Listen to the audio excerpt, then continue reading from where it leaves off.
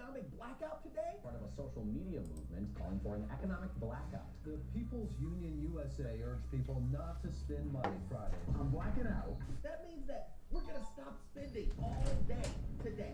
That is what everybody is saying. I'm going to the game store. Do you need anything? We can't go today. It's economic blackout day. There should be no shopping to protest the rising prices. And when I first saw this, I scratched my head and said, are we talking about America? You're telling me that you're asking Americans to not spend in a whole day? Interesting. But that's impossible. And they say everyone is going to do it. And I'm like, based on what I know, this ain't even getting off the ground. Listen, we will talk about it. We will go over it. I will explain myself why this is a ridiculous, let me say it again, a ridiculous boycott. My name is Orlando. Welcome to the channel, guys. Make sure you hit that like and subscribe button. It really does help out the channel. And also, too, I have a newsletter. Yes, it is free. It will give you tons of value. And also, if you need any type of financing that deals with commercial or investment properties, I'm your guy. I've been a lender for almost 20 years, and I can assist you with that. That information is in the pinned comment and in the description. Join the club. Join the club. Well, let's jump right into this craziness, guys, because listen, as a guy who runs a finance channel, you're telling me that a single post of just saying, hey guys, do not spend on this day will make people say, you know what, I'm not gonna buy no toilet tissue tomorrow. You know what, nah, I'm not going to McDonald's today. You know what, it ain't happening today. It ain't happening. Now, what this man got? I mean, that's just my opinion. But first, He let's ain't go ahead and attacking. just jump into this video before I start giving you information to back up my claims here. Landfall, every lane control spreading on social media, especially on Instagram, telling people to stop spending for the next 24 hours this Friday. It's an economic, basically an economic blackout. No spending on your credit cards, no cash, no filling up your gas, no groceries, nothing to eat, even at fast food chains. Why? It's telling people to stand up for their principles and against policies they don't agree with. I know you got a bunch of kill spells. You do know this is America, right? Oh, you dropping 2 of those? You do know that I've just done videos on individuals spending, bragging about how much money they're paying on their car notes. People are saying, just my car note's $2,000. Oh, I can beat you. My car note's $2,600. You think that's bad? My car note is $3,000. Is one of the most insanely idiotic things I have ever heard. And you think that you're gonna get Americans You about to have 4 to stop spending? Not a chance. Not this time. You think you're gonna get Americans to stop using credit cards? I just did a video of individuals buying expensive eggs. You know, the eggs are ridiculously priced, and people are using them. People are using buy now, pay later credit cards to buy overpriced eggs. Pretty cool. Imagine paying 50-40% on ragu sauce. Come on now, dog. Come on, man. Crazy, right? And you want these same individuals to stop spending?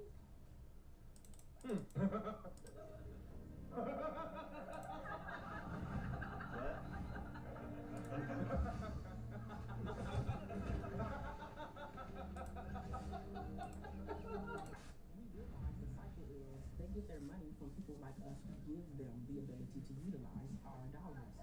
Take it back. We start from the root and we build from the ground up.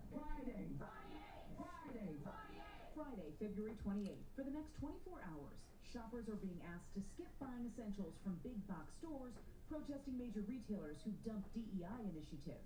Some of those stores include Target, Walmart, and Amazon. This comes after the Trump administration eliminated federal diversity, equity, and inclusion initiatives. Look, at the end of the day, I don't really care, what side you're on. I don't really care about, the DEI and all that other stuff. Like, that's a separate subject. My point is that this isn't going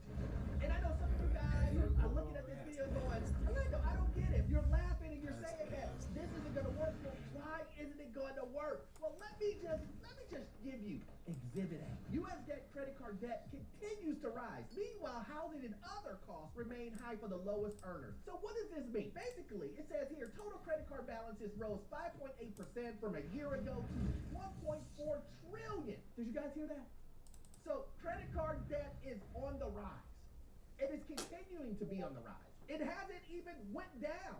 As a matter of fact, we spent more in credit card debt in the last 4 years than the last 10 years. Americans are on a debt destruction. And it won't stop. Because the credit card companies are continuing to give you guys easy credit. And they know what they're doing. We make a lot of money anyway. We would prefer to write off the bad debt. It's a tax write-off. And I know a lot of you guys are thinking, oh, well, they're going to lose money. They're not. They're not. They know how to play this game. That's crazy. You're telling Americans don't spend. Oh, man. First, utilities, property taxes. Everything is high. Wages are low. And what is the one thing that I say continuously that Americans will do if they don't have it? If they are living in a lifestyle that they created during the pandemic, which a lot of people did, and they want to continue that lifestyle, where are they going to get the money from? What's in your wallet? Debt. That one there was a violation, personally, I wouldn't have it. Most Americans of what you tell them. So you say, don't spend, they're like, you're trying to tell me what to do? No, sir, no, ma'am. I'm actually going to go to Walmart today. I'm actually ordering something on Amazon right now as I'm watching your video talking about a blackout. It ain't happening, man. Maybe I'm wrong. Maybe the beginning of the week will happen and it will be like, hey, the blackout was a success. I don't see that. But if it does, I promise you, I will do an apology. People's Union USA is behind the charge. The full 24-hour economic blackout where we do not spend a single penny. No Walmart, no Amazon, no gas, no fast food, no corporate giants, nothing. This is about showing them that without us, they have nothing. That our dollars hold the power, and together we can disrupt this system that has taken advantage of us for far too long. The movement making their next move, March 28th, suggesting consumers stand up to corporate greed. Stand up to corporate greed. Yeah, I totally get it. I get it. But, you know, the way that my mind works, the way that I know how people act, the experience I have with individuals coming to me and saying, Orlando, I'm in trouble. This is what happened on my budget. Is it a budget issue? you know, on my channel, I always tell people, make sure you have an emergency. Most people ignore that. I always tell people, make sure you get your credit together. Most people ignore that. I always say, please get rid of the credit card debt. People come to me and say, hey, yeah, I got 40, 50, 60, $100,000 worth of credit card debt. And I keep spending. This is what I use to spend. I always tell people to budget.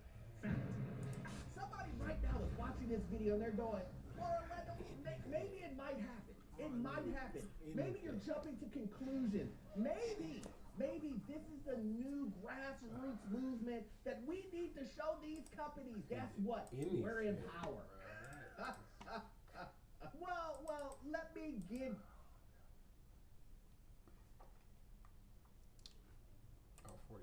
Debo an All-Pro 2 years ago, 1,400 total yards, if I'm not mistaken. One of the best seasons you've seen all around a wide receiver. You could suggest this decade what he did a few years back. Now he's joining Jaden Daniels, one of the most talented quarterbacks in the game right now, obviously one of the youngest.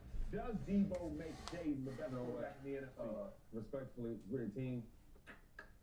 I think it's honor. We should let Jaden go. Yeah. If we're talking quarterback, we got a lot to talk about, and I will be respectful, so I'm going to be respectful now. If we serve, you need to go, because they need to hear what he tells. They didn't hear too much to tell these people. Debo, listen up too, please, Debo. Debo make Jaden Daniels the best quarterback in the NFC? No. I think he's second behind Matthew Stafford. Quite honestly, I think that What Jaden showed us his rookie year is amazing, and I think he's going to continue that to the second year with or without Debo. Look, I like Debo. I think Debo's got a little left in the tank. Do I think Debo's this huge difference maker now that he's in this offense? No. Do I think this offense fits him better than Kyle Shanahan's offense? Absolutely. I think what Cliff Kingsbury does offensively is he gets the ball out of Jaden Daniels' hands, and Debo is known for catch and run, right? My biggest thing is Debo's missed 20 games in his career. Okay, he's had 1,000 yards receiving once in his career. Now, I do think Debo's one of the greatest gadget players of all time. And I do think that when you put Debo, when you put Debo on the Commanders, Gadget sound like Debo's one of the best gadget players of all time. What's that mean for the viewers? And it means no respect. A gadget player for me is you can hand him the ball on the back, you can hand the ball on the jet sweep, you can throw it to him on a quick screen, you can throw it to him on a post, you can throw it to him on a cover zero. That's gadget. Do it all. There's not many guys out there. And you play with a gadget guy in Hampton. I gotta see what it is. I gotta see what it is. He's a gadget guy? That's a gadget guy to me. Debo's a playmaker. I might get it for you tonight, okay? Okay. Are they similar? I want to know before, because I want to go. What's that? I think when I say a gadget player as an offense, it means no disrespect. In fact, I was going to say before I was interrupted, James Jones on a Monday. My dog, I'm just making A gadget player is how I see it, and I think that's how Shanahan sees it. Meaning, you can call any play right now and give it to Debo. Now, do I think Debo is going to stay healthy? No, his career said it. He's missed at least 2 games in his career. 21. He missed 1 game. I do think, though, Debo walks into that building as the true number 2 playmaker on the squad. And I think that's helpful. You know what? I feel a little better, though, because that take wasn't as bad. Earlier, it was kind of crazy, so I want to get it straight. Maybe you didn't understand what I was saying. No, I heard what you said. I'm going to say yes, right? First of all, before you can add Debo to the conversation, questions about Jay Daniels. If Jaden Daniels, we make him the best. I'm going to say yes. Before you even get to Debo, Jay was crazy this year, right? And he was a rookie. That's the worst we're ever going to see him. Making plays with his arm, making plays with his legs, and he didn't have a whole bunch of great weapons around him, right? I didn't have Puka over here, and I didn't have Cooper over here. I didn't have that. I had to make things happen. My running game was up and down this shit, right? I think they need explosive, maybe one more running back, maybe another more explosive tight end. The stuff he did already. Now you add Debo, so now we see all the plays him throwing the ball so deep. What about throw that 10-yard slant route? Debo go take it to the crib. You talk about these slants, or you talk about these screens. Screens really matter. It's a joke and all that, but every winning team, from the Brady's, from the Patrick Mahomes, from all the different areas, they those screens, right? It's the way to keep the defense off balance. You want to blitz me, quick screen out, right? So now you gotta guard the whole field. Debo's the best player in football when the ball's in his hands. Running back or wide receiver. Okay? Because I can put you in the backfield, make plays. I can put you at wide receiver, make plays. He's a guy that wherever he's playing, wherever's on the game plan with Debo, you gotta circle him. Okay, watch after number 1 or number 19, whatever number he has when he goes Washington. The other thing is, when you have a superstar quarterback that can throw and he can run, you gotta watch the whole field. This is a big move. I don't know if people really watching this. I'll just say this. When the Niners had issues in their offense, right? And maybe the running game is not working with McCaffrey. Maybe Kittle's having them down games that he had up and down, right? Debo was the one that got that offense out that jam. And I know we take it for granted because Kyler went with his, I guess, how many plays he gets or the percentage of the offense he has. I hate this. One thing about Debo, he is a baller. The easiest thing to coach in football is a dog. Because I don't have to get you motivated. I don't have to figure out how to get you the ball. I know if I get you the ball, I know what you're going to do with it. And Debo is that type of player. Before you go, I like the take, and I appreciate the take because I think you bring a superstar perspective to the show, which none of us have. My thing is, do you think that you're stuck in 2021? Like, that's the year that he was all pro. I'm not saying that he can't do that, but at the same level, when you're getting older, he just turned 29, can he bring that same level of production because he hasn't stayed healthy to the Commanders? That's all I'm saying. I mean, I think so. I think we lack on this show. We lack the respect for superstars, right? And I think it's like a plug-in-plug thing, and it's not. To go out there and produce and play, that's a hard thing to do. And you can talk about maybe he hasn't been as productive as 2021, But there's a lot of players that can do that too, and I got to talk about. But that doesn't mean that they still don't have it in them. Yeah. Because if Debo goes out here and balls out with this team, right? Nobody gonna be surprised. No. You get what I'm saying? He's that good. But what's interesting, I'm somewhere in between you all two. Now, I am a fervent yes. Debo Samuel will make Jaden Daniels the best quarterback in the NFC because Jaden Daniels now has what all the other NFC quarterbacks have, a down-off guy. Yeah. Jalen Hurts, give it to Saquon, down-off, breather. Jordan Love, give it to Josh Jacobs, down-off. Matthew Stafford throwing now pass to Puka Nacua, down-off. Jaden Daniels was not able to take any downs off last year because he did not have what I would suggest is a down-off guy. I can just get it to you and I can take it down off. I can throw you a now screen, Debo, down off. I can throw you a tunnel screen, Debo, down off. Oh, you in the backfield, I can give you a quick pitch, Debo, down off. Now you have a down-off guy. The other thing I would suggest, defensively, there are three things.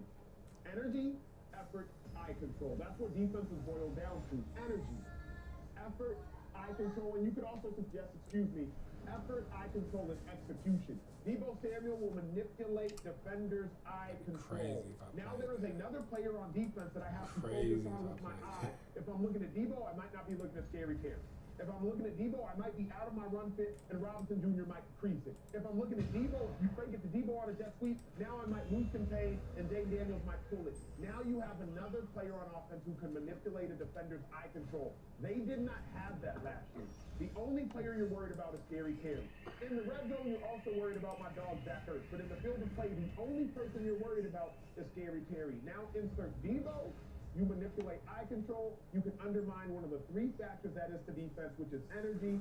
You also have execution, and then eye control. I think he makes Jaden the best in the NFL. Is it a down-off guy when he gets 2 yards a catch and 2 yards a carry? He averaged 3.2 yards a carry. I think you're still stuck in 2021 too. And it's sometimes, because I do agree with you that quarterbacks need a breather play. It's a down-off breather. Like just throw it out there.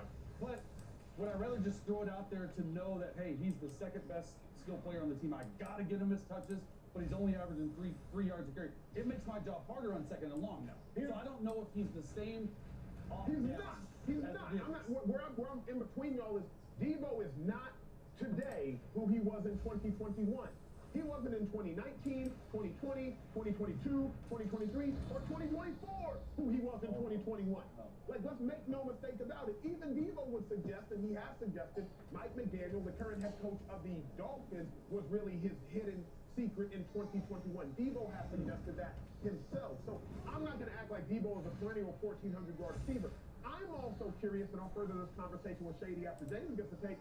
I wouldn't even suggest Debo's a superstar. He's an all-pro once. I'm not putting him in LaShawn McCoy conversations. I'm not putting him in Saquon Barkley conversations. I'm not putting him in Josh Allen, Lamar Jackson conversations. Debo Samuel is the best playmaker in football. Yes, hear that beyond a shadow of a doubt. But, like, I don't even know if I can put him in a Justin Jefferson, Jamar Chase superstar conversation. Not as a receiver. Right. He's a superstar playmaker. He's the best playmaker. And that is what the Saquon Barkleys, the LaShawn McCoys, the whoever. He's a superstar playmaker. He made Jimmy G a legit quarterback. That's a lie. Nobody. Jimmy G was never still not a legit quarterback. Jimmy G went to the NFC Championship and Super Bowls and played at a decent level because he dumped his football. You suggest that's because of Debo? A lot of it. Because of Kyle Shanahan and being able to have a down off every other down. Yes. And I'm being respectful, but I'm being serious. That's real. That is honest. You know what I'm saying? That's what Debo brought to him. Every single time Debo Samuel was out of the lineup and Brock Purdy struggled, what did we say? He didn't have Debo. He didn't have a lot of his. That's what we said. That is what Debo Samuels is to a quarterback. And now with Jaden Daniels, who we just seen take a team in the Washington Commanders, with all due respect, not a lot of talent on the offensive side of the ball and the defensive side of the ball at all to the NFC Championship, strictly on his back. The answer should clearly be yes, now that you have another playmaker like Debo Samuel that you can take it down off, that you can have a coverage dictator. When you break the huddle and 19 break the huddle in the backfield, what you think the defense saying, Nacho? Hey, there go 19, there go 19, there go 19, there go 1, there go 1. Next time you break the huddle and he's in a bunch formation, Nacho, what you think the defense saying, Nacho? Hey, you got Debo in a bunch, you got Debo in a bunch. Hey, let's box this, let's try it. And you still have to deal with Jaden Daniels' legs and arm and Scary Terry. I think without a doubt, Deebo Samuel makes Jaden Daniels the best quarterback in the NFC strictly because of the attention he's going to get, the gadget guy that he is, the playmaker that he is, and all the things he brings to an offense. He is going to help Jaden Daniels out, and Jaden Daniels is going to take the next step. Another thing that's crazy to me is right when a dude has a down year, that's a lie. That's a lie. That's how it works. Let me do this because let me do this. Let's remove feelings from stats because I'm doing it in real time. Deebo's All-Pro year, he had 1,400 receiving yards. Would you believe me, James, if I told you that 2 years before he averaged 597 receiving yards? The 3 years after, he's averaged 731 receiving yards. This is not some sort of like, oh, he had one down year. That's not just Deebo as a player. Deebo as a player is a running back. He is a receiver. He is a kicker. What we are suggesting is Deebo averages 600 receiving yards a year. He really averages closer to 680 receiving yards a year in 5 seasons. Yeah. Then in 1 season, he has 1,400. But I'm saying when you put the rushing yards and all that stuff in there, yeah, I mean, I'm talking about the football player Deebo. You guys are strictly just going to these receiver stats. I'm talking about what the football player Deebo brings. And the football player that Deebo brings is an all-pro football player and a superstar football player and playmaker. You guys are just going off of strictly just receiver. Right. My man is back there on kick return. Yeah, my man is in the backfield. My man is at wide receiver. My man is everywhere as a football player. And we're strictly just talking about his receiver stats. That's not Deebo Samuel as a football What I'm suggesting is you can talk about Deebo however you want. I don't even think there's that big a disconnect between what we're all saying. No. I just don't think Deebo's a 1,800-yard all-purpose guy. I just don't. I think he's a 900-yard. He is all-pro year. But if he can give you 1,300, 1,200. But Shady can't. All-purpose. Unless you're counting kicking, unless you're counting kick returning, Deebo's broken 1,000 yards in 6 seasons. I'm saying everything. I'm saying when if you're counting kick return, everything else, and on the field. See, another thing is when I look at, okay, so I'm on my defense, right? Now, first of all, Jaden Daniels took this team with no full of talent to the championship, right? Yeah. So I look at him now. When you come to game plan the Commanders in the second year of Jaden Daniels, you go, okay, we gotta watch out for Scary Terry. He's number 1 receiver. Gotta watch out for him. Cool, right? Boom. Then it's like, all right, this quarterback, not only can he throw the ball, he can run too, though. So now we need a spot, right? I play a lot of running quarterbacks that everybody has a little spot. Yep. So safety, a linebacker is something, maybe it's a lighter DN, right? Yeah. And like he's rushing, he's flying. So you gotta watch out for that. And the third thing is like, yo, they run the ball in a lot of different packages with him, quarterback different runs or running back. You know what I mean? So they gotta watch out for that, the RPO. The last part is, yo, now we gotta watch after Deebo. And y'all tell me that don't matter? Because now I can put him in the backfield with my dangerous quarterback. We can run something. Or can have him as jet sweep. Yeah. Or even him running around or screens, wherever it may be. He's such a dangerous player. That's why it's like, I don't think I really give him enough credit. Because maybe things that work out with San Fran after a while. I mean, their quarterback ain't the greatest. He needs to be around a super situation. And on top of that, when I look at all the stats I keep talking about, so you got to feed Kittle. He's a top-tier tight end. You gotta feed the best part of the offense is McCaffrey. And then the number 1 receiver on the squad is IU. So now we're talking about like sharing the ball. It's only one pigskin. It's only one of these things, right? And it's like sometimes we gotta pick what are we doing more with. And I think now when Deebo's coming to a place where we want you. See, one thing about when you get traded, I don't know if you guys have been traded, but when you get traded, a team is saying, listen, I'm willing to take your contract because we want you that much. I hear you got a lot going on in San Francisco, but we want you here. So now when you come to somewhere that wants you, they're going to find ways to get you the ball. And we all, I don't care what y'all feel about Deebo, we all know this. If you find a way to get Deebo the ball, he's going to make plays. And then look, Adam Peters is a GM in Washington. He was with Deebo in San Fran, so they know what they're getting. It's just like, we're talking about him, and you think he's the best playmaker, best play. I don't know, it's just like, what do we miss? Like that Kyle Shanahan did, because Kyle Shanahan shipped him off. Like he didn't want him on the team for like 2 years. Like it's been like the worst known secret that he's been trying to trade people. So like if you're talking about him like he's this, why does Kyle Shanahan not want him? I get the salary, but they paid him the salary, and all of a sudden, but Deebo too though wanted to get out of there too. Yeah, facts. Okay. No, but at the end of the day, it's teams. You know what I mean? So we think they're saying that we ain't seen superstar players with trade. So we see that. But why is one of the best offensive play callers in all the league wanting to ship off this amazing stud receiver Like, is it stuff behind the scenes? Because you probably know, like, is it just his play on the field? Like his injury history? Is he lazy? Is he like washed? I'm not saying he is, but like we have to think about it from them. And there's only one. Based on what I know, there's only one team that wanted to trade for him. But you know what's crazy though? Because Deebo Samuels, he was going crazy last year saying I want out. Yeah. Yes. Kyle Shanahan punching long snappers. Kyle Shanahan said he ain't going nowhere. No, I'm talking about before the season started. Yeah. Deebo Samuels was saying, "Get me out of here. I want out." And Kyle said, "No. Why?" Because he knows on this little play call sheet that we see him in all red and all that, it's a lot of them that's got Deebo next to him. You got what I'm saying? And when he's calling the play, damn, he ain't really seen the game right. Deebo. And that's why he wanted Deebo there. Now Deebo's gone, that is going to hurt him. This year, he knows quarterback money is coming up.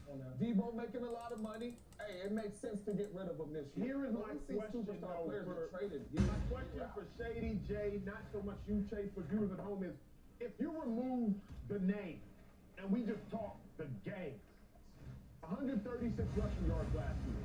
The person to my right would probably suggest that's not that much. 670 receiving yards last year. The person to my left would probably suggest that's not that much. 225 rushing yards the year before. The person to my right would probably suggest that's not that much. 892 receiving yards the year before. The person to my left would suggest that's a solid season, but probably say in 18 games. Last year almost had 1,000 total. The year before last, he exceeded it. The second year, he exceeded 1,000 yards.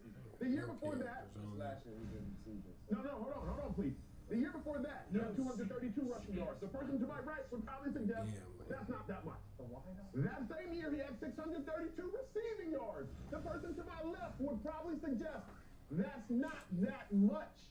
And so we're sitting here talking about Deebo, and Deebo is a bad man with the ball in his hands. Make no mistake about it. Now, I would say Saquon Barkley, DeMar Chase, Deebo Samuel, but that's neither here nor there. He's one of the best playmakers with the ball in his hands. But what I'm suggesting, James, is since the All-Pro season, 600 receiving yards, 890 receiving yards, 600 receiving yards, you would say not that much. Shady, I would say 230 rushing yards, 220 rushing yards, 130 rushing yards. Shady, you would say not that much. Yet here we are, suggesting that Deebo is still this 1,500-yard playmaker. Put all that together for 1,000%. James, in 3 seasons, he has 2,000 receiving yards. And Shady, in 3 seasons, he has 600 rushing yards. So he has go by the year, 2023. 2022. Total yards, 630. No, go to 2023. Oh, 2023. Well, actually, no 23. That's what 1,000. That was 1,000. Sound he averaged 1,000 a year. 12 scrimmage touchdowns. He's not. And he had 12 tinkers in 23. You know what though? Like you can't give the stats without saying the name. If I told you Jalen Hurts stats from this year, it won't blow you away. Not at all. If we take the name away, so when we put the name to, oh, okay, I get it. Same thing with Deebo. Put some respect on Deebo. Because this year, I know what's going to happen. Y'all said all this, right? Y'all stand by. Y'all not going to stand by what's going to happen. Then once he plays, once he plays well, the team's winning, he's having success, y'all not going to be seeing that same story. What's going to happen? He's going to play well. Of course he's going to play well. I think he's going to make plays. He's going to be the reason why they win certain games. I think he's going to be an impact player like he's always been with the Niners, right? And I think that he's going to go for 1,000+ yards, all purpose. He's going to have over double-digit touchdowns. Deebo's a playmaker. Let me ask you, because you said what Deebo like double-digit touchdowns. Yes, it has. 12 touchdowns. Hold on, let me ask, because you said when you first said it, you said you thought Deebo would for sure make Jaden Daniels the best. Where would Jaden rank without Deebo then? You know what I mean? Because you're like, Deebo automatically puts him over the edge. In the NFC, because you got Dak, Love, Purdy, Goff, Hurts, Stafford. Without Deebo, I would put him the 3rd best quarterback. So you think Deebo? So you think Deebo potentially takes? That's crazy. Because you think Deebo, the player we're talking about, takes Jay Daniels from the 4th best quarterback potentially. You know, we're not going to rank. We're not going to get that to the number 1. I do. You think he's that type of player? Yeah, just like I feel like. Wow. Just like I feel like Lewis. That's a Cooper Kupp. One guy. The way Matthew Stafford played last year, he's going to take a step back, losing Cooper Kupp with just Puka. I truly believe that. Right? You add another playmaker. People don't understand. When you add another playmaker like Deebo, that when you break the huddle, a lot of the attention goes to him. On top of everything that you already bring. On top of having Scary Terry. So now let's just play this game. Debo's out there now. Swing the coverage over Scary Terry and have to deal with Debo one-on-one. And you think Debo ain't gonna catch a ball, break a one-on-one tackle? He gonna have 1,400. Come on now, you understand what I'm saying? So when he breaks the huddle, Jaden Daniels' picture is going to be very, very clear now that 19 is out there. That's all I'm saying, and I think that will elevate him to a next level. On top of year 2 walking in the building with everything already slowing down for the quarterback. Do you think? Yeah, hold on one second. Do you think they need real quick? Do you think they need a true number 2 quarterback for Debo to be number 2 receiver? Sorry, number 2 receiver. Because right now, Debo's never shown he can be a true number 2 receiver. They have all free agents right now. I agree. All free agents. Wait. So I'm just asking. You pro year, and he had over 1,000 scrimmage yards in 2023 and 14 touchdowns. What receiver was Kittle's number 2 for them. I would have. No, I agree with you. I would. And CMC might have been 22. He might have more receiving. I think as a football player, you guys are disrespecting Debo. I told you. How? I'm not disrespecting. Because. What are you gonna ask? We're acting like Kittle's a better playmaker than Debo. No, we're not. Chase, I'm saying this. I was agreeing with Chase. Debo maybe 1 year has been the number 2 receiving option.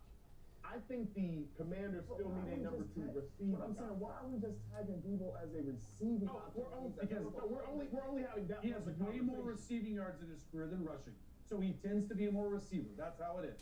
You have a receiver that's playing running back. You have a receiver that's getting the ball on jet sweeps. The show, Chase, is we all play. Yeah. And we all know the football player Debo is. Yes. And if Debo was strictly just at a receiver, he might not be a top 10 receiver. But if Debo was Debo, the football player, he might be a top 10, the number 1 playmaker in football. Sure. So why do we just keep labeling him as a receiver? Label Debo and as a playmaker, because that's what he is. And that is fine. But the question still deserves an answer. Does Jaden Daniels need a number 2? Hey, what's going on? Like that question. If Debo is think about this for a second. If Debo is your number 2 receiver, what was your rank him? What was your rank? Our number 2 receivers, just purely receiver. I mean, playmaker. My number two offensive weapon, right? Wide receiver, whatever it is. What would he be? Top 1 or 2? Like, that's not true. It's just not. It's true. So there's people like DeVonta Smith that exist. And they give you 1,200. There's people like T. Higgins who have 10 receiving touchdowns and 1,000 just last year. There's people like Jayden Waddle who go for 1,200 every year. Y'all just sitting here talking. So we're just talking now. You guys, are we talking Debo, the player? Yes. The player. Because what we talking? Because if we're talking Debo, the player, give me Debo, the player, over T. Higgins. If we're talking Debo, the player, with all due respect to DeVonta Smith, give me Debo, the football player, over DeVonta Smith. What are we talking about? We're talking about an all-pro player, the best playmaker in football, arguably, in Debo Samuel. All pros don't matter, dog. Receiving yards. As a football player. Yes! All pros don't matter, James. They don't matter. It does. We're sitting here just talking about receiving yards, bro. It does matter. Now we do pick and choose who it matters for. But what I'm saying, I think it's easier to get the ball. So as a quarterback, forget all the rushing yards that all these running quarterbacks got. Just strictly rate them as passers. Then a lot of them, Jaden Daniels, Lamar Jackson, whoever, a lot of them boys probably wouldn't be up there for the years in the National Football League if we taking away their legs. So that's them. Debo wasn't. If you look even at the Niners squad, was Debo the number 2 option on the Niners? Over his body of work, over his 6-year career there, I would have suggested that Debo was not the number 2 option more often than not on the Niners. Remember, George Kittle does in fact exist. Like George Kittle has more all-pro. McCaffrey did exist last year. Not last year, obviously, the year before. McCaffrey did exist. But Brandon Ayuk has an all-pro too now. You know what I'm saying? You start really stacked with a bunch of tight ends, great tight ends around the league. And everyone on that team is like all pros everywhere. That's a hard one to take. But I'll say this about Jaden Daniels. Even without Debo, I can't name 6-7 quarterbacks better than him. No doubt. Yeah, I can't name Alvin. That's why I don't think. I know my eyes work for them. So your eyes work for Jaden, but when it comes to watching Debo as a player, your eyes don't work. What up, YouTube family? Welcome to the facility. Thanks for watching, and you better be sure to hit that subscribe button if you want to get more highlights from the show and all of our exclusive content.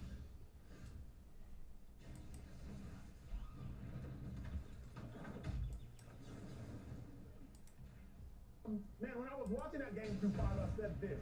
Luka balled, but my biggest takeaway wasn't about Luka.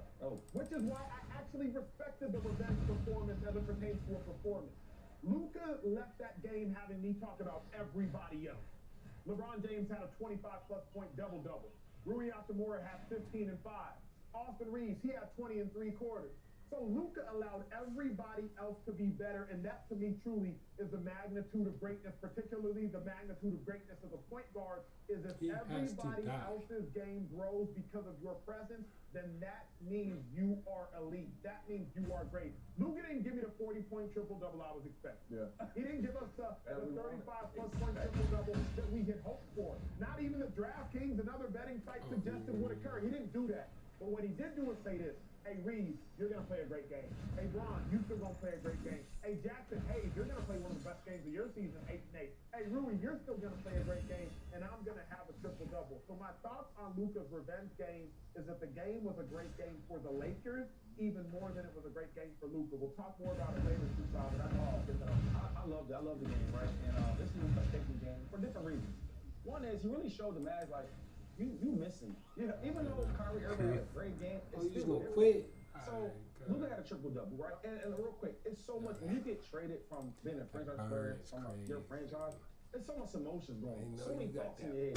And he kind of controlled it for the most part, right? He got an early tech, and that was expected because he just hyper, you know, and all the emotions and all that. But when I watch, if you really like watch the game as a sports fan, his presence is so effective him on that court, man. Like, for example, Austin Reeves might be fighting for all NBA this year because you see these wide open shots he's getting? I mean, he's getting the ball, he can flip it around and all, and get his hands right because they're double teaming Luka. Every time he got the ball at the top of the key, they're double teaming. Look at everyone on him. The big man, everybody collapsed on the defense. So it's like, when he's in that game, it's such a difference. And I was like, man, can the Lakers really be a contender? And now I'm watching it, they really can talk about it because of the Luka effect. And now, you see some of the games where he's doing a 2-on-2 with LeBron and him. I mean, one time he threw the ball in the post to Luka. Dang the guy down, then he come and dunk ball to LeBron. And he throw it back to him. They doubled again, he kicked LeBron, open 3 ball. Everybody is getting involved because all the attention is on Luka. So when you talk about having an impact on this type of game, right, where you want a redemption game. And yeah, we could have the 40 points. But to me, it's the same thing because now you get all the players around involved. Like, some of the players, and I'm being respectful, like Austin Reeves is really good on the offensive side, but it's coming so easy now. Hachimura, even him, like, easy points. And after 25, you get what I'm saying? So now it's, when I get everybody involved, it's all the attention's on me, everybody can eat. So we might not see Luka get another 40, 50 point game because you don't need to. And then you add LeBron James. When they go to Dallas, they're going to whoop the hell out of Dallas. Again. Even with AD. And listen, whenever he comes back, I'm with you, Archo, because that's exactly what I said yesterday. The A block yesterday for our show was, does Luka have a lot of pressure? I said I was the only one at the desk that said no, because he had Austin Reeves, because he had LeBron, and they shared the wealth. It's exactly what happened last night. Look, Luka didn't have a good night shooting. He was 6 of 17 from the field, 1 of 7 from 3-point. So I was hoping, and you were hoping, man, the shots fall. What I guess I didn't give him enough credit for, watching the game with my son, who loves basketball, etc., was he's an incredible rebounder. He's an incredible passer of the ball. He reminds me of a quarterback out there. Like the pass that he was driving to the hoop and then behind the back. How do you see like that? And then there's a couple ones where the no-look, two-handed underneath for a dunk. Like some of those things, I think that we put so much stock in how he scores the ball, which I think he's one of the most incredible scorers in all of basketball.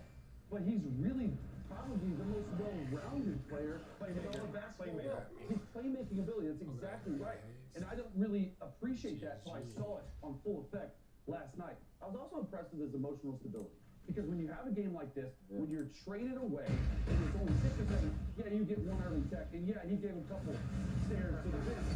But overall, he was really settled down. It didn't look like he was out there pressing like he should be, or like I thought he would be with the Mavericks. So all that, including, man, I thought it was an outstanding performance. I loved it and hated it at the same time.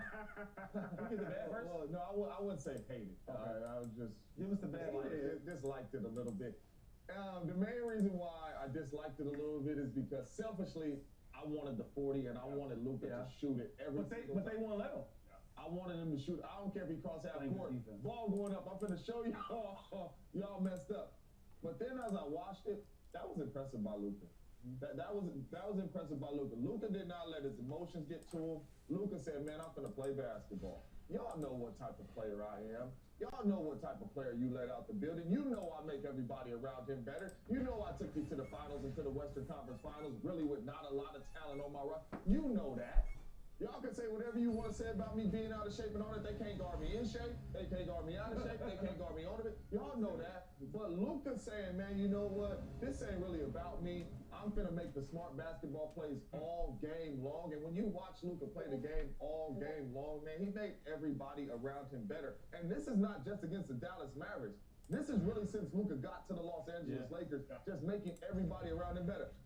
Rui and Austin Reeves, since he got there, they've been at the free throw line, at the three-point line, chilling. One back, boom, boom. Taking their time because of his presence and what he brings. So I loved it from that standpoint because he did not press. He played the basketball game, made everybody around him better, and that's Luka. That was the Luka in Dallas. I'll take over games when I got to take over games, but I'm going to get my teammates involved when I got to get my teammates involved if it's going to help us win. And it did. You said something yesterday about the defense, and he showed up there too. He had 3 steals, as many as anybody in the game. As long as Kyrie had 3 steals. Then beyond that, he had 2 blocks. Now, Luka's not going to be a defensive phenomenon. We're just not going to see that. But the kicker is, can he not be a liability? Ever. And when I watched yesterday, not for the first time, because we see it time to time, but I was like, you know what? The plays where you are a liability, you are making up for those in the plays where you do take the ball. Like, I didn't look at it too many plays. There was one where he just got a cheap foul because he refuses to move his feet. That's just what he does from time to time. There was one time where he just got a cheap foul. But other than that, 2-5, I wasn't so disappointed in his defense that it overshadowed the picture. Listen, I'm going to stick to having a good game. I'm going to leave the defense alone. I'll just say this. I do think that J.J. Redick, first of all, let's give him more credit, yeah. Because we didn't know what he would be like. We knew he was smart. We heard him on TV. He's been an excellent player. He's a good player, right? And now I watch him as a coach. Them boys are hustling. They're small, they're undersized, and they're getting steals, they get to the ball. They are playing good team defense. A couple of times I've seen him on the island with Kyrie Irving, and I was noticing how they suffocated the defense and they helped him out, right, support, where it made Kyrie pack that thing out. So I'm like, okay, they helped him out. And then all like the rotations, when the ball's moving around, you see them rotating. And that's about defense. So they are protecting Luka. Now, I will say this, though, not to go against you, but late in the game, though, it was getting a little tight. They was kind of going at him a little bit, right?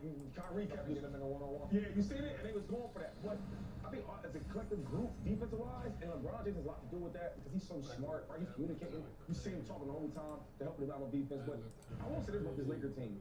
I am very confident, optimistic about them going in the playoffs and going far down this thing and being a contender because they're playing good ball. Yeah. Luka is getting everybody involved. Like, think about this. Your redemption game, you want to put them 30 or 40 points up, right? But then when the team says, no, we are not letting Luka beat us. I mean, from the get-go, they showed a double teams, triple teams. I'm like, for you to trade this dude, because he wasn't, I don't know if he was good enough or not for y'all. You short trade double teams to get the ball. Right? But only thing that scares me is maybe, I think the size might matter when they get later on some of the better teams because they are small. They are small. They got to play small. So we want to see what they playing well. They're playing well. That even when you talk about defense, we are not expecting Luka to look like Drew Holiday. Of course. And I mean, like, one-on-one deep, we're not expecting that. What we are expecting is what you say. When it's time to rotate, sprint over there. That's all. You understand what I'm saying? But I do think that's the presence of Bron, too. Because don't have us turn this tape on and we sitting there, because you ain't the leader in Dallas. I'm the leader here in LA. So when we turn this tape, hey, Luka, hey, you got to get out there to that three-point shooter now. We ain't finna keep saying that 3, 4, 5 times now. And I think that's the difference between Luka and That's another thing. I've been thinking about it on the team. So playing with Tom Brady and playing with other great quarterbacks. I want to get into different names, but let's say I play with a really good quarterback, like we all respect. Yeah. And we in a room where, well, look, man, like I'm just as good as you, dog. Like, hey, Shady, go hustle. Hey, what? Playing with Brady, it's a big gap. Shady, yo, go hustle. Yo, I got hey, my bad. My fault. And you see it, LeBron's the same way. You can look at Brunson a certain way. You can look at Hardaway a certain way. You can look at all these different guys. You can look at Kyrie. I look at Kyrie and say, oh, hey, man, hey. You can't look at Bron like that, and you see the difference now. It's always certain people in the locker room when they talk you. Yup. No. It's like a coach. There's an aura about it. For sure. I respect them a little bit more. Not the aura, just the success. And that's Greatness. You slept good. Real quick though. You got some sleep every night. Travis Hunter though, before we start this whole block, let's be real respectful. Yesterday was kind of I know what was going on. I'm gonna set the stage right here. He's one of the greatest talents we've ever seen. Some of the catches he's making, it's NFL when I started with, I played with, that can't make them catches. So now, ask me the question. The question is simple. Can Travis play both ways in the NFL? Absolutely. First of all, he's the most conditioned athlete I've ever seen. I've seen guys be in shape. Wide receivers, they run up and down, they come back. Quarterbacks, they stay the whole game. I ain't never seen a brother play all the defensive snaps. Guard your number one receiver. Let me get a little water break. The next play, I'm gonna guard Joe. Then I'm gonna go run 9 routes and get your best quarterback and score touchdowns. Yeah. So when I look at him, why can't he? I think he'll be. I can't even say that what I think because the Browns are saying something, others are saying something else. So it just shows you his value. That they value him so high. Where on offense we see he's one of a top elite wide receiver, and on defense he's a top elite quarterback. And Andy Reid, but I mean, obviously he's not going to the Chiefs. There's no way. There's no way, right? No way. But Andy Reid or a guy like Ben Johnson had him in the locker room. Oh my God, he's going to get plays at wide receiver, slant routes, reverses, going deep. He has some of the best ball skills. Whatever team he goes to, I don't want to be disrespectful, but it's the Browns, correct? He's going to have the best ball skills I anybody on the Browns team. I'm going to say that right now. What other teams talk? Tennessee? I mean, goddamn. Acho. He had the best ball skills out of any wide receiver, any quarterback. So, yes, I think he'll play both easily. And he's in condition. Can he? Yes. Would he? Maybe. Should he? No. Oh. To me, it's not what you can. Should he? Shady be talking to all the time. Shady be like, hey, I'll be in a good book. I'll be in that good book. I'll be in the good book. If you be in the good book, you know this. It says all things are permissible, not all things are profitable. You can do anything, but should you know?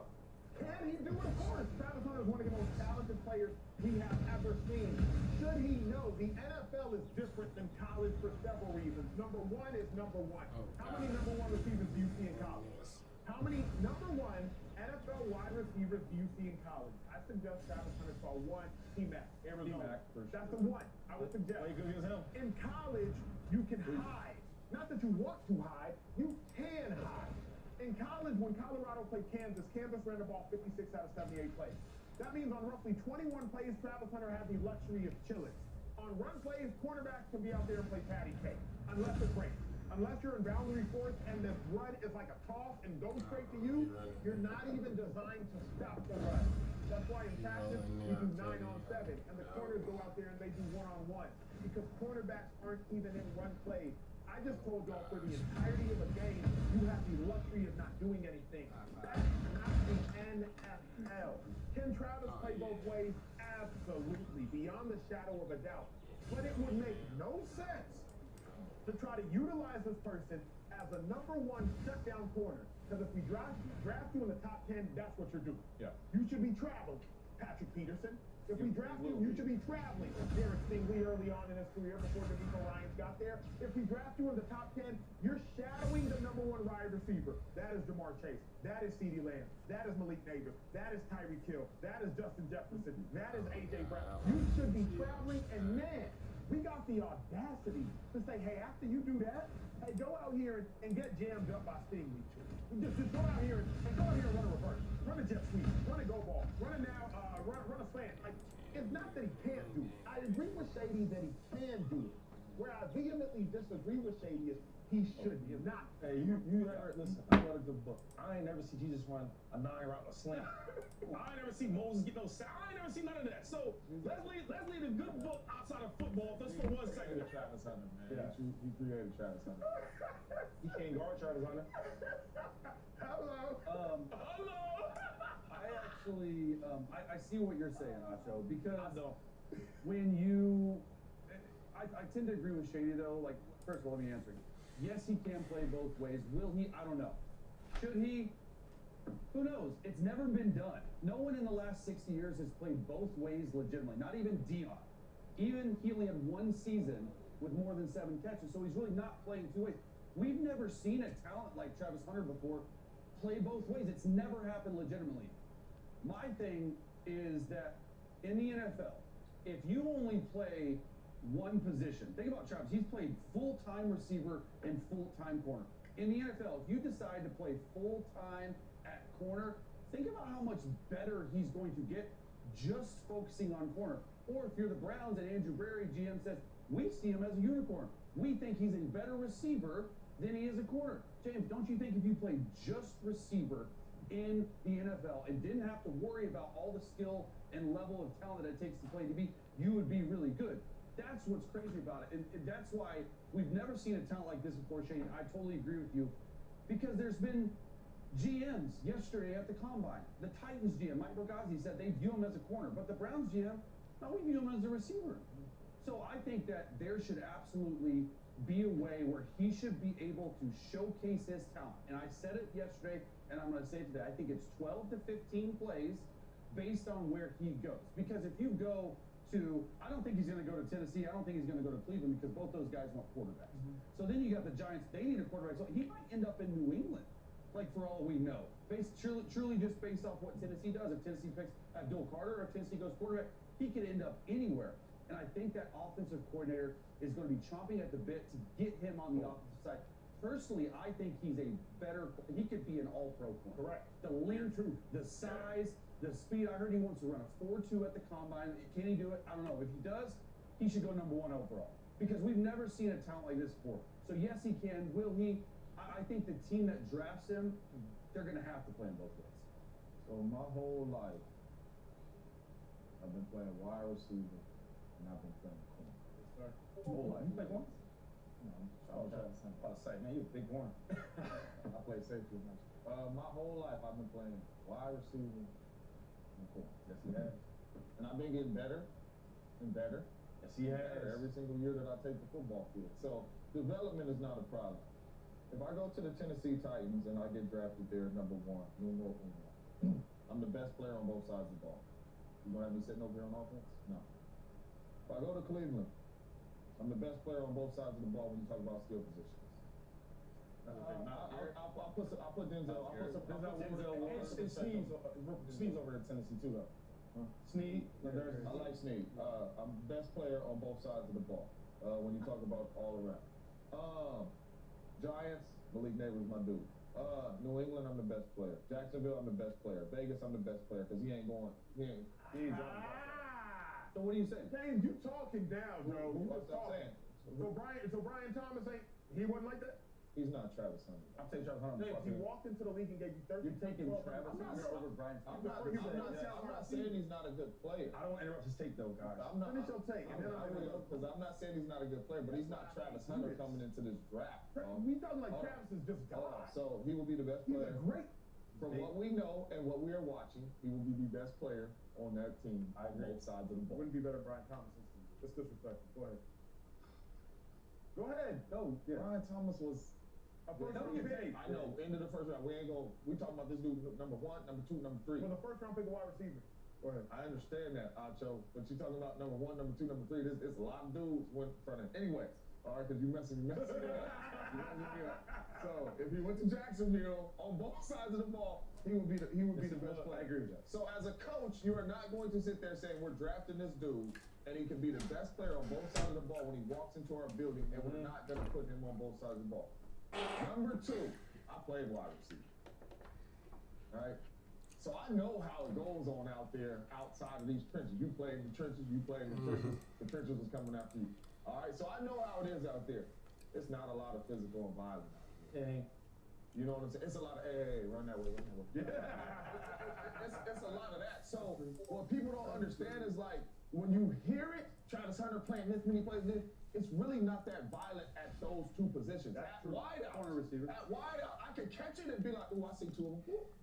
I'm telling you, like, you can protect yourself. Shady, you can't really truly protect yourself running in the trenches if it's 2 on block running at you. Now, you got crazy work, you can probably juke it, but you're going to take natural hits during the game. I can go into the game at receiver and walk out of there with 2 hits.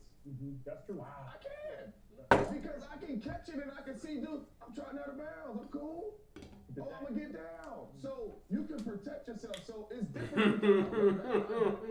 I truly believe he can do it because there's not a lot of violence at those spots. The run may bounce outside 3 or 4 times a game to where he has to tackle, and he doesn't shy away from tackle. Number 2, Acho, you shouldn't travel. You're playing 70 plays on defense. Why are you traveling with the number 1 wide receiver? And who travels that much nowadays? And that was my next point. It's only 1 or 2 corners that do travel. It ain't a lot of them going into the slot traveling. So with Travis Hunter playing both ways, you're not going to be traveling with Justin Jefferson and boys. And you're going to play wide receiver. He absolutely can. He looking at me like we friends. You all would hate you all.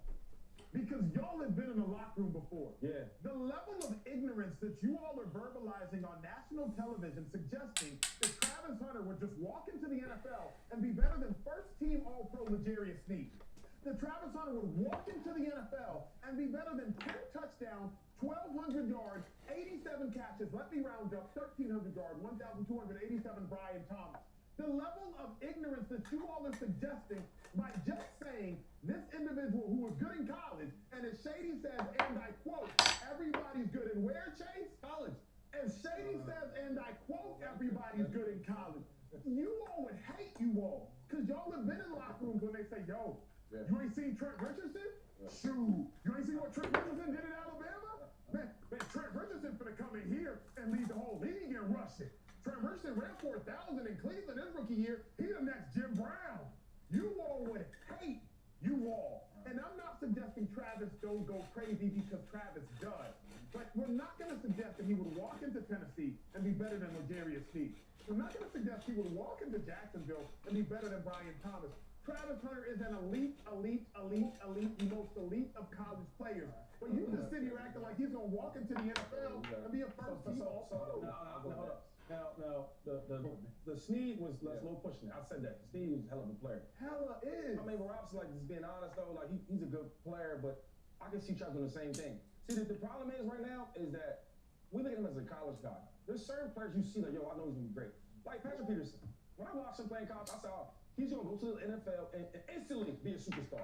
You ever see players like that, or am I tripping? You do, but because I'm not gonna name names, Shady. You talk about this all the time. I never say he's gonna be coming here and be a superstar day 1. Did I not say that? I never said that. I know ball. I know for real. When I played running backs in college, ever, and they get to the league. When I seen Trent, he's not generational to me. Another guy from the SEC that's how much of muscles. They got top 5 pick, T5. And top 5 pick running back. See, you know better than anybody with that. No, real quick, because I hate when we start just giving all this glory to these GMs. Just because you got the power and you draft somebody hot on me, you know what you're doing. I don't need no GM to tell me if Travis Hunter could be a great player in the NFL. I know football. I know. I play against the best. I was one of the best. So I know guys that's great. He's a great player. Any team he goes to, he's going to be one of the best players on that team. Agreed. I agree with that. So with James, all he's saying is, when you look at him if he didn't play no cornerback, first of all, when you play corner and wide receiver at the level he plays at, it helps him out. Because now when I'm running my routes, I'm a cornerback. I know the way they're trying to disguise, I see it because I'm a cornerback. Then when you reverse it, I play corner for wide receiver. I know how to beat different coverages. That's one part. The second part is, when you got a guy like that who's been great, see, don't let the Jackson State the Colorado. The guy who's going to Florida State. He's been the #1 player since he's been playing football. High school, college, now pros. What up, YouTube family? Welcome to the facility. Thanks for watching, and you better be sure to hit that subscribe button if you want to get more highlights from the show and all of our exclusive content.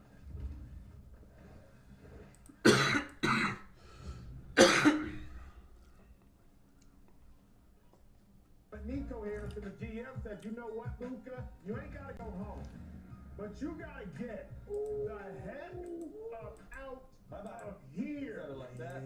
That's what he said. That's all he said. That's what he did. There is nothing better in sports than a revenge game. We will talk more about revenge games later. Multiple people at this desk have played revenge games. Shady McCoy is the facility, so break it down. Luka facing his former team on tonight. Is all the pressure on Luka to dunk? You know what? Yes. Yes, it is. And it's external. It's internal, I'm sorry. It's internal. Yep. This whole thing is not about LeBron. If LeBron goes there and get 40 points, we're not like, okay, good job, King. if Luka go get that 40, it's a statement. Yep. I need today to be all about Luka, right? You, first of all, I'm your franchise. When people go to the Mavs game, they're not coming to see nobody else. But Luka, we love Kyrie. Everybody that's 77 for a reason. In the city, the kids in school, everywhere. It's Luka, and you traded me? And the biggest point is, I can't make an extra $100 million because you got rid of me. And you blindsided me too, though. Ain't like you let me know what's going on. You didn't tell me. You just traded me. Yes, all the pressure's on Luka today. We in LA, right? And I don't know if you guys can see it all like setting up. Now the last game he had a great performance. Yes, he did. Smoked the Nuggets, right? He had a great game. And you come back home and you play the Mavs. And you tell me you Luka and they traded you, yeah, you gotta get back. I don't know if it's maybe to me it's such a big thing because I've been there where a franchise player and the whole city, when you think about the Eagles, you think about LaShawn McCool. And then you traded me, right? And now you have some time to think about it. Luka's gonna have a crazy game today. If you think that this dude be scoring and looking at you playing now, you don't need all that. Yeah. I love it. All the pressure's on Luka for my mind. You do not get a second chance at a first impression. Remember that in life. And Luka, this is your first impression to remind the Mavericks fans what they missed. This is your first impression to remind Nico what he lost. This is your first impression to remind the world that you are that dude. And I say remind, not tell, because we already knew. You just got to remind us of the thing that it appears Nico has forgotten. But Luka's ready for this. Because Luka always makes statements in statement games. Y'all remember Luka's first playoff game ever, he had 42, 9, and 7. Luka's first game 7 ever, he had 46, 14, and 17. Luka's first game 7 to lead himself to a Western Conference Finals against the Suns. He had as many points against the Suns in the first half as the Suns had as a team in totality. Luka's built for these moments, these first impression moments. So all the pressure's on Luka tonight, and I think Luka ready for all that pressure. You guys are talking about like game 7 of the NBA Finals. For Luka? It's not though, bro. This is the 4th or 5th game together with the Lakers, right? And he has, last time I checked, so first of all, no, not all the pressure's on. Second of all, he has LeBron. He has Austin Reeves. And the Mavs don't have AD. So the Mavs aren't even playing their best defender. So if AD's out, why is all the pressure on Luka to go out there and show him? If they win this and they blow up, they're supposed to blow him out. Yeah. Like, and they will because they don't have AD. So for me, it's not one of those things. Like, even as a Mavs fan, like I grew up in Dallas. And when I saw Dallas trade, especially, I wasn't like as crazy mad as you were, but when I saw Dallas trade Luka, especially for the Lakers, I was pissed off. And when I saw what happened, man, Luka goes to a better team. He's got a better supporting cast. He's got a better coach. He doesn't have to have all that pressure. He had all the pressure in Dallas because he was the guy that could take over games. Now, when you go to LA, you don't need all that pressure around. You got LeBron, you got Reeves, JJ Redick, I think the top 10 head coach in the NBA. So when you're talking about all this, like, no. And we talk about who wins the trade, who won the. Even if they lose this game, it's way too early to tell if they won the trade. Does Luka want to play well? Yeah. Does Luka want to have that killer mindset? Yeah. But I don't think the pressure's on. He just don't get it. The question is all the pressure on Luka tonight? Why are we asking that question, Chase? Why do you think that is? There's not the playoffs. There's 4 games. And you have to play the team that traded you. I don't think the pressure's on. See, let me this, and respectfully, you guys, right, because y'all my teammates. Yeah. But I do gotta just sound off on this thing a little bit. Sound off, come on. When you're a franchise player and you trade me, it's not a regular trade, Chase Daniel. It's not just a regular guy get traded. This is a top 5 player in the league. This is the type of dude where every season with the Eagles, I would dare like pack my clothes after the end of the season. I'll be back later. Yeah, I'll get that later. Shay, no, just leave all that stuff there. Is Luka? What you think he's doing? They're leaving cars, things, everything there. Because he knows he's gonna be back. This is his city. This is my team. Right. When we want to trade for players, they don't just talk to regular players. They talk to Luka. Yeah. And then you trade me. Almost like you trade. And you talk this ain't a pressure game. Today, his mama, dad, they want to see a big game. Yep. The whole day gonna be different for him. Sure, maybe internally he feels that. That's what I'm talking about. Externally, so it is pressure though. Everyone in that locker room wants him to do great. Right. Yeah. So they're gonna help him out. So he doesn't have to do it by himself. He don't get it. He ain't gonna get it. So I was walking up here and I was thinking about this. Because I've been in some revenge games too. Got killed by the Raiders, got a chance to come back and play the Raiders. To work on the Raiders. But when I got cut by the Raiders, I felt like they said, you can't play no more. That's why they cut me. You can't run no more. You can't play no more. So I'm like, oh, they disrespect me. They don't think I can play no more. That's not necessarily the case. I wouldn't even know right. But as I was walking up here, I'm like, this is a revenge game for different reasons, though. Because they didn't cut you because they said you can't score the basketball. They cut you because they say you out of shape and you can't play no defense. So my mindset walking into this game, if I'm Luka, you ain't finna see no effort and no defense like you see me play tonight. Come on now. That's gonna be my. If Luka go out here and he score 15 points, we are not coming up to here tomorrow and gonna say, can Luka score the basketball? That's not gonna be a topic. We know Luka can score. But if he does go out here and make a statement on this defensive end, and we see him on this defensive end, not switching stuff, fighting over screens, playing, we are going to be like, did Luka come out here and let the Mavs know he all said I could do this? Because even his Mavs teammates, a lot of them was saying that. They better defensively when he's off the court. So I think it is a revenge game when you talk about that, because Luka is going to come out here tonight. And I think he's going to play with energy. I think he's going to play with effort, especially on that side of the ball. We know he can score. The Mavs did not trade him because they didn't think he could play anymore. The Mavs traded him because they say, we getting Anthony Davis, we better on this side of the court without Luka. So, for me, I think Luka will make a statement tonight. I think it is a revenge game. It's a pride thing, too. Pride thing, dog. It is a pride thing. You do not want to get traded, cut, whatever, and somebody saying, we don't think you're good enough for our squad. Okay, I got you. And it's top three. When you talk about pressure, Shady, like what kind of pressure? Internal, external? Like, is it pressure to just win the game? Is it pressure to go out and just show out and even lose? Is it pressure? Because it's one game, right? It's regular season. It's not postseason. What kind of pressure? Because I want to try to understand this. Is it just to win one game? I don't know what it is. One game? It's regular season. It's not just one game. Okay, when I played for the Bills and we lost the Eagles, I didn't talk to my teammates for a whole week. I was pissed off because y'all didn't take it serious like I took it serious. You speaking on it just like a regular game. It's not. Chase, this dude's one of the best players in basketball. He's going out of history, one of the greatest.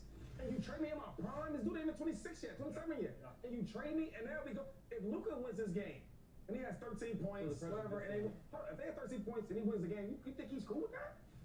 He want to make a statement that, yo, the dudes that you got in this locker room in the Mavs, I used to do y'all crazy dirty in practice. Don't you think the GMs and owners, y'all know who I am. And for y'all to trade me, I come back get a chance to make it right and rewrite the books. I want to do that. Don't you? You gonna see a different answer from Luka. He gonna play defense. He gonna be hustling. He gonna for 40 points at least. At least. Don't you think the statement though is in NBA? There's 82 games, correct? Right. In the NFL, there's 17. So when you lose that game, there's no Chase. Let's say, let me help you one Dallas Mavericks. Chase, don't you think the pressure is him to get to a championship? There's a million NBA players that play this game. There's only a certain guys you say one word like Luka, like MJ, Bron, Kobe. These dudes are greats. You think if freaking Kobe Bryant got traded from the Lakers, he gonna try to kill them when he plays? Remember, we've seen this before. Saw Shaq play Kobe on Christmas Day. Just the first game is what it does for me. If this was the fourth time Luka was playing the Mavericks, we'd be like, oh, okay, first time. First time. Y'all remember when Russ played KD? The first time. The cupcake billboard in the stadium. Like, it's the fact that it's the first one that makes this one so unique. Not only is it Luka, like Shady said, not only are you playing against the team that traded you, not only are you first team all NBA 5 times, but it is the first time. It's your first impression to remind them boys of who you are. Not only that, though, like, we all played this game. That's the blessing about the facility. Right. If it's one thing that I truly know about athletes that we truly care about is respect. No doubt. And respect from your peers and respect from the people around you. That is what we care about. Beyond the dollar and all that, respect. You disrespected me, man. I wasn't in on the conversations. You did this on your own, and you sent me off, and I'm in my prime and the top player in the world, and you disrespected me. I got something for you. I got that part. That's it. And watch what's going to happen tonight. Right? You want to disrespect me? I'm going to disrespect you. And that's what this is. The reason why the game is so big, like, Luka y'all are talking about he needs 40, he needs 30. Shows up in the big moments. That's how you gonna see from the tip off to So when you shoot that first shot, it's with a different attitude. Yeah, and not only that, you brought up a good point, your teammates. Because I remember when I went back to the Raiders, Aaron was like, I got you. See what I'm saying? Yeah. Right. You know what I'm saying? And even after the game, when I'm dapping the dudes up on the Raiders, Marcel Reese, they was like, you was on a mission today. Yep. You already know it. But then, and then the team, already know what's gonna happen. but then the other team, Yeah. you think the Mavericks don't know what Luka gonna act? Oh, bruh, he got the belt out. They They saw Luka get the belt out. When you get traded, especially when you're a primetime player, like I'm talking about a franchise guy, Chase. Like when we thinking about how we want to set our offense up or coaches you want to bring in, we gotta get somebody how he's gonna fit to Luka, right? And now when you trade that type of piece, it's like you lose a part of you. I ain't gonna lie. When I left Philadelphia, I'm like, how? Correct. And then for who? Correct. And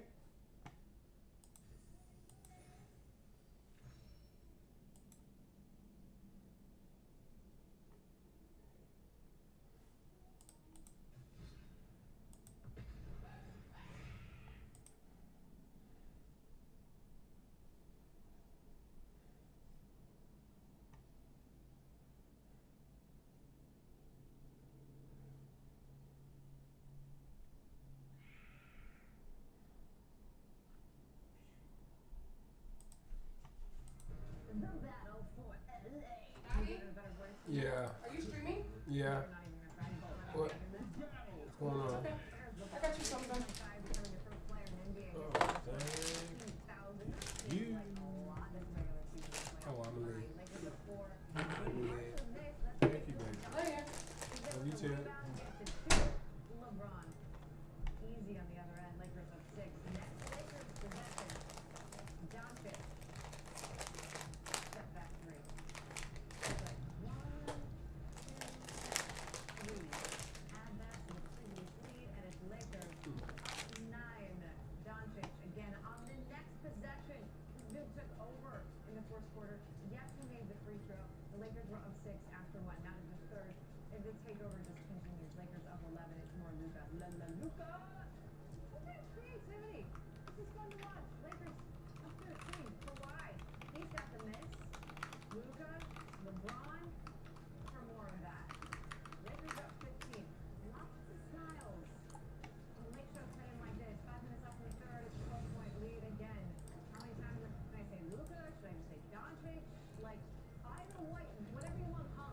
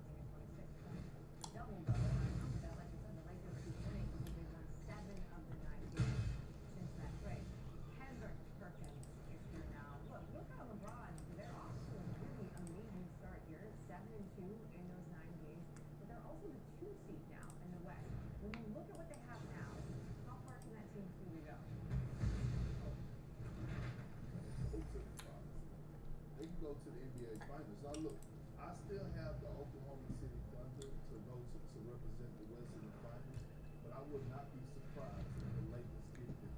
Defensively, they are playing like no other team in the NBA. Locked. When you talk about playing boxes and elbows, and tonight they was missing Will Altamar. They was missing Austin Reeves, and they still pulled it together. Offensively, the Lakers have something that no other team in the league has, really. They have two guys that's going to make sure every single time down the floor, they're going to get a good shot at the basket. Because you have two of the best playmakers in the game. This Los Angeles Lakers team, outside of the Oklahoma City Thunder, where they at right now, they are the second best team in the NBA. They could go to the NBA. You know, I kind of laughed when I told you LeBron did tonight with 17 points, but thinking, it's not a little bit disappointing because we could have seen him hit 50,000. Instead, we're just going to have to wait till the next game. The problem is, he's blown my mind away. Like, he's killing me. Like, when you think of what he's doing at the age of 40, like, what do you think? What do I think? Let me tell you what I think. LeBron and I are the same damn age. We played AU basketball together. We were on the same Mickey D's class together. Then we got drafted in the same draft class. I have started my second year, and this man is still going strong. We realized he will be eligible for his pension in 5 years and still dominating at a high level. And guess what? I've been behind the scenes with LeBron James. I know the body of work that he has put in, and he's still doing it to this day. He is playing for nothing else. He has all the accolades. He has the championships. He's in the GOAT conversation, if not the GOAT. He's playing for the love of the game, and I'm going to tell you this. Luka probably has added more years to LeBron James' career. I thought maybe next year will be his last year, but I think he might go over another 2 years. Wow. I'm just impressed with, like, look, when you're over 40, things hurt more. Yes. And it takes a while to recover when you're north of 40. And I can say that because I know. Anyway, Kendrick, always Nicole, I'm hurt right now, and I've just been sitting around I'm the just sitting studio. here. Like, oh, this mic pack is bothering my back. All I'm doing is sitting here. Yeah. Those are true. Come on, get up. Stephen A. will join us in a moment, but let's do a windy watch. The Windman is live in L.A. this morning, and we've got a lot of interesting news. How about Jalen Brunson, Windman? Man, what a performance by him over the last couple of weeks in the clutch. He had 3 straight games where he basically carried the Knicks to victory. He had the pass that led to OG Anunoby in Memphis on Friday, and then last night carrying them to get to overtime and then carrying them in overtime. He's the #1 clutch scorer and the #1 clutch percentage. So he gets it done efficiently, just carrying them right now as they try to get healthy. The Celtics had an interesting weekend, Greeny. They had the Celtics and the Nuggets. It's 2 games at home over teams that they can have to play to get their second consecutive title. Both games, they blew the team out to open the game. So far and away the more impressive team, totally took control, even despite missing 2 starters. And then in both games, they let go of the rope. In the Cavs game, they adopted it to a peak and absolutely vulnerable that they can't be beaten. That's a key to remember. But one of the teams that's challenging and is headed out east to see the Celtics this weekend, the Lakers win their 6th consecutive game last night. They also are missing 2 starters. Really have some more opportunities for out. LeBron has 8 turnovers over this brilliant chase down block. But Luka is starting to warm up, Greeny. His last couple of games, that 3-pointer is starting to go. He made 5 threes last night. The legs are starting to get a little bit more under him. And the Lakers defense continues to be impressive. Over the last 15 games, they are 3rd in the league in 3-point defense. That's driven their ability to get on the number 2 seed in the Western Conference this morning. Which is what it's said right now. And Brady is in L.A., and this man is in L.A. this weekend and has made it here. The great Stephen A. Smith, of course, Crystal is 28 minutes away. And Brady and I have been talking about the Lakers all morning long. When this trade was made, Stephen A., everyone told me, well, the future looks incredibly bright for the Lakers. Maybe even as soon as next year when they can address their deficiency as far as size. How in the world did we get from that to where all of a sudden they're the 2 seed and looking like a legitimate contender this fast? Well, first of all, before I answer that question, I would appreciate it if Wendy, this long diatribe next time would acknowledge that his boy, his brother from another mother, was telling everybody the Cavs are the #1 threat to the Boston Celtics. He just glossed over that. He just glossed over that. He forgot that I've been screaming in the city for weeks about that. We'll get back to that later. I think they're a fan of Donovan Mitchell, too. Yes, I am. Yes, I am. Lakers. JJ Redick. JJ Redick's the candidate for coaching of the year. What he has done, he has been absolutely sensational as a coach over the last several weeks. When you consider, yes, LeBron is there. Yes, Luka Doncic is there. The Los Angeles Lakers are the #1 defense over the last 6 years. I mean, who would have thought ever that would be the case? Looking at this squad, looking at how undersized their front line is, looking at Jackson Hayes at center, looking at guys like Dorian Finney-Smith and Jared Vanderbilt, and these guys who can play and who can defend. But we didn't see this coming. And the way that he has them playing defense collectively has really, really been the unsung story in all of this. Because the Lakers have gotten in people and have shut down folks when necessary. And that's where the credit is due. Offensively, obviously they've been efficient and we can't ignore that. But we anticipated that could happen. We didn't anticipate that we would see this defensively. And that's what it's interesting. So I was watching all you guys out in LA last week, and we actually borrowed a tape from Perk. We used one of his tapes about what they're doing defensively and when their strategy has been fascinating. They just pass everything into the middle, and they say, if you're gonna beat us, you're gonna make threes. And they are letting guys, as our old friend Jalen used to say, who are open for a reason, just throw up threes, and they don't make them. It's an interesting strategy in this NBA age where everyone wants to throw up so many threes. JJ's kind of going the other direction, and it is working. And it's working, and not only that, just look at their coverage. They can sit up there, they'll double you in the post area, but you'll kick it out, and they'll still get out fast enough to defend the capacity of an opposing three-point shot. The ability, the quickness on the perimeter is what I've noticed, Wendy. That's what's really has stood out with me watching the Los Angeles Lakers. JJ knows who to use, when to use them, but most importantly, he's gotten everybody to buy in. I'm looking at Luka Doncic give defensive effort that I've never seen him give before. That says something. Okay, let me ask you one more, and then I'm going to bring Wendy back into the conversation. But because I haven't seen you in a little while here. The two huge acquisitions were obviously Luka in LA and the Butler bump, as our friend Alan Hahn keeps calling it, in Golden State. Both those teams have looked great. The superstars, LeBron and Steph, have looked rejuvenated. If I told you one of those two teams is going to wind up in the Western Conference Final, which one? It would be Lakers. It would be the Lakers because of the way they're defending LeBron. However, we can't take away the fact that Jimmy Butler has upgraded Golden State significantly. One of the points that I brought up, and really like this, because I brought it up several times. Jimmy Butler's ability to get to the free throw line, I think he was averaging like 9.3 free throws per game. Understand what that does. That spells for Steph Curry without having to take him out of the game. Because you're in attack mode. His usage rate is second to Steph Curry on the team, at least before the last couple of games. And him getting to the free throw line on top of all of that takes a lot of the pressure off of Steph Curry because it gives him air to breathe. And as a result, he's a very rejuvenated, evidenced by his 30-plus point per game average since Jimmy Butler has arrived. That's what we're seeing from Golden State right now. Kuminga coming back, it'll be interesting to see how they gel once all of that happens. But Jimmy Butler has definitely been a pleasant surprise. We know what he can do individually, especially come playoff time. I just didn't think that it would be this good of a match with him and Steph Curry in a totally different kind of way. He benefits.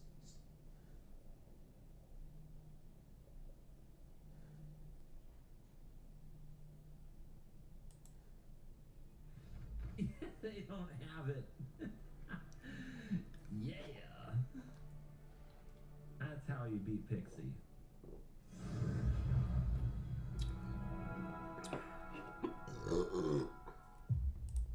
Hello, welcome back to another day in the arena. It's me at CGB. Is standard safe? Is there a blue-white control deck that can actually be amazing? Hey, guess what? I'm recording new footage. Footage. It's become a thing. But we're doing new footage today because I'm feeling pretty good. Feeling better. So, what am I gonna play the moment I'm recording with new decks post Pro Tour Aether Drift, which occurred at MagicCon over the last weekend? I will tell ya, blue-white control. Because Arnie Huschenbeth and his team were able to find some really sweet cards. You remember Arnie won Kaldheim championship with Rogues? Had that awesome moment even before the top 8 started, like near the end of the Swiss, being like, if all the pros are going to play Emergent Ultimatum, I'm just going to farm them with Rogues, and did. Went on to win the whole thing, called the shot, farmed them with Rogues. Well, Arnie, it came up to me on Sunday at MagicCon Chicago and wanted to tell me all about this blue-white deck. He knows I'm a blue-white enjoyer. And went over the power of Stock Up, what an amazing card this is. So let's get into how blue-white can adjust and be a good deck, and does this transfer to best of 1, very importantly. Stock Up is 3 mana for a sorcery that looks at the top 5, put 2 in your hand and the rest on the bottom. Remember when we used to have to fill our graveyard to cast a dig through time at a reduced cost, because this kind of effect is really, really good? Stock Up is like its own micro dig through time, and just because it's a sorcery doesn't mean it's bad in this deck. Because as Arnie put it, what are they going to do? What are they going to do? They're going to play more creatures? You got a Day of Judgment. They're going to, I don't know, hold back creatures? You're going to land a Beza or a Jace and make them play more creatures. The deck also gets help from Ride's End, which isn't just enough the Beanstalk card. This can exile a creature or vehicle that is tapped, and it's actually a lot better than Not On My Watch, which is a similar effect out of Murders, but this card lets you cast it on end step, which is the big difference. Not On My Watch has to exile an attacking creature. Ride's End exiles a tapped creature. So one of the classic play patterns of Control that isn't always intuitive until you've practiced it a while is your opponent attacks you, you take the damage, and then in their post-combat main phase, they have a choice. They can cast something and potentially get it countered, or they can hold it and wait for later. Then on end step, you Ride's End, and it's like, oh, well, now they didn't use their mana, and they lost their threat, and they have to start redeploying next turn. This is a play pattern that's lost on cards like Not On My Watch that require exile attacking creatures only, and cards like Hornlock Whale that have to target during the attack step. That said, the Whale still makes an appearance as a one-of. It is, in fact, a potential win con, and Beza is how you combat all that direct damage that exists in this format. We made some adjustments. There is a sideboard here from Best of 3, exactly the version that Arnie used, and this was very successful at the Pro Tour. Several pros played it, and it had a very winning record. Arnie went 12-4, I believe. 90% sure that's right, but the pain meds might kick in at any moment. Hashtag pain meds. I did make adjustments for Best of 1. Adjustment number 1. There are 2 Overlord of the Mistmores in the deck. That is a very interesting take on a way to attack a pretty mid-rangey format, which Best of 1 just is never that. Never. And so the Overlords of the Mistmores had to go out of the deck. Less win cons, because Best of 1 rewards you in a lot of ways for less win cons in Control, because the opponents don't have a lot of solutions to them. They're very one-dimensional decks for the most part that you play against in Best of 1. A Sunfall was in the deck. Look at the Day of Judgments replacing Sunfall. That's where the meta has gotten. The speed is more important than the exile and the token. But the version for Best of 3 did have 1 Sunfall and 3 Day of Judgments and 3 temporary lockdowns. We changed that to 4 temporary lockdowns, no Sunfalls. I've been saying it for a while. Sunfall is too slow, and now the pro play does back it up, and I feel even better about that. Then over here in the counter spells, they ran no 3 steps ahead. Arnie did not have any 3 steps ahead anywhere in the deck, too slow. I thought 1 was a pretty good adjustment, because there are so many things you can do with it. 1 3 steps ahead can like lock down a game with a whale, for example. So I'm trying 1 copy of 3 steps ahead and 1 copy of Rest in Peace moved into the main deck to combat many Best of 1 graveyard strategies. And those are replacing the Overlords and the Sunfall. So what we have down here instead of 3 steps is a variety pack with Normalize, Negate, and change the equation. And when you think about Standard currently, there's no place that Negate is bad. Like, it hits every single deck in the meta. So despite creatures being hella pushed, there are enough spells that Negate is not a failure in any sense of the word. So we're going to run the Negates, we're going to run 2 Normalize, and the 1 change the equation is very interesting. It's also never dead, and every now and then it ranks up because of the amount of red and green spells in the meta. So, the other big change from the version that did well with Pro Tour is moving around some lands. And the biggest thing here is the utility lands. Arnie gushed about Blackstone to me at length, talking about how it's so good in the meta against Pixie and Red, and he's right. But there were 5 of these colorless utility lands in the version that did well at the Pro Tour, 2 Blackstone, 2 Fountain Port, that's right, and 1 Demolition Field. For me, I had to cut those back because the best of 1 hand smoothing algorithm max punishes too many utility lands. For example, if you have a hand that has 1 Plains, 1 Fountain Port, and 1 Demolition Field, and another hand that has 1 Island, 1 Demolition Field, 1 Seachrome Coast, and 1 Flood Farm Verge, the hand smoothing algorithm will always give you this hand because it believes you want 3 lands in your hand because that's closer to the ratio of lands in your deck to spells, which is 26. So, when you get a hand that has 1 Plains, 1 Demolition Field, and 1 Fountain Port, well, you have to mulligan that hand, which is a big deal in Best of 1 because we're trying to win with a card advantage deck that doesn't have that much card draw in it. So, because of Best of 1, we had to cut back on some of these. It's sad, but I think it's the right thing to do. Now that I've explained some of where the deck came from, its Pro Tour performance, which was very, very good, and how this might be a great Best of 3 deck, we have to go find out if it's a Best of 1 deck. I've been very skeptical about blue-white control in the meta for some time, and I've taken some pretty extreme steps with cards like Farsight Ritual, bargaining away Lockdown, which has Playfire Bricks inside, to try to battle this meta. Well, is this a solution? We're gonna find out. Let's dive in and let the nonsense begin. On the play, we win. It's over. GG's, you can go home. Don't leave. I need watch time very badly. I'm just gonna bin that. We're just looking for card draw and enough lands to hit our land drops. A whale doesn't really do it. And let's rest him in peace, because why not?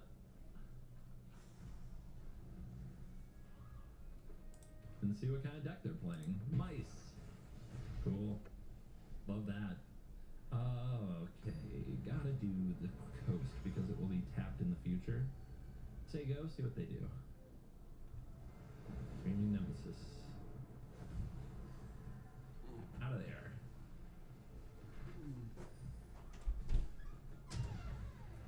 Hey. Baze.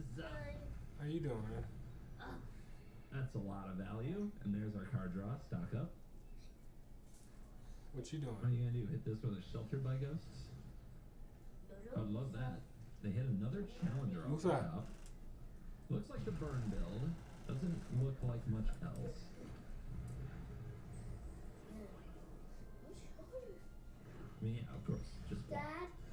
What are they gonna do? They gotta power over the top of this thing and then not cast their Emberheart Challenger? Died 2 times. Huh? Like, this doesn't do them any good. But this, your charger keeps dying hundreds times. Right. What you mean hundreds of 10 times? times. 11 times. How? I think we'll try to use our 3 steps this turn. It's getting a little awkward chilling in the hand. Well, it's not working to me. Another Swifty. Yeah. I'm playing this game. Actually, are we gonna hit Lockdown next turn? Yeah. Might. Yeah, let that be. Streaming. That's not the thing that's gonna kill us. They're trying to smart play around like birds. Something's not working? Okay, 2 of those. Can you follow me after your game? Jesus. What? Well, they only have 1 card left. Can I help you? That's pretty good.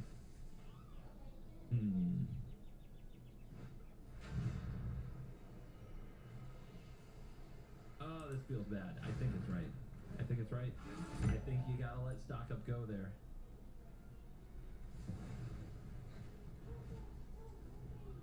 And of course we drew the land right away, but geez.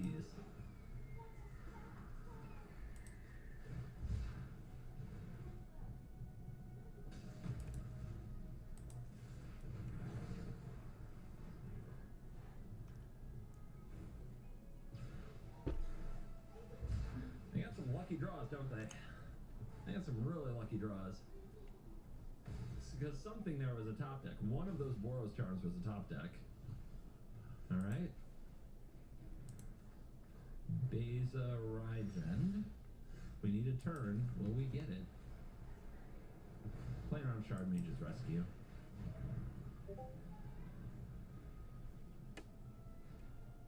Okay, it's only one. Nice.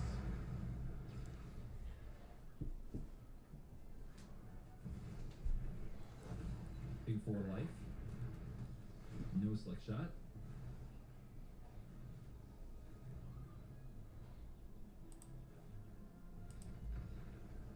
Wow. Gain life. They scoop. It's nice when you match their luck with your luck a little bit. Makes you feel like the world is in a good place. Also, we would have lost if we had gone second. That is the nature of best of one. On the play, lockdown, easy win. Sleeves though.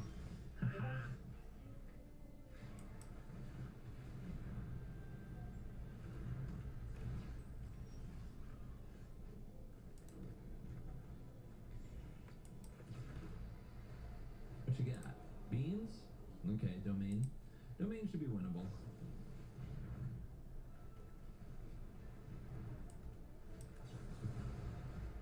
Go right at him. No mercy.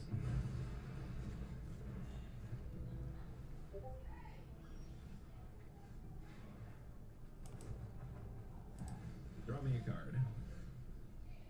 Thank you. Or me a 4/5 draw a card in this economy, somehow good. He'll always take it. So, what happened? On the lookout for those Zergo burr moments, those ley lines. Come here. What happened? Who's just trying to tag Not me? Can I doing do much, like are they? this? And then he's Is it some gone. juice time?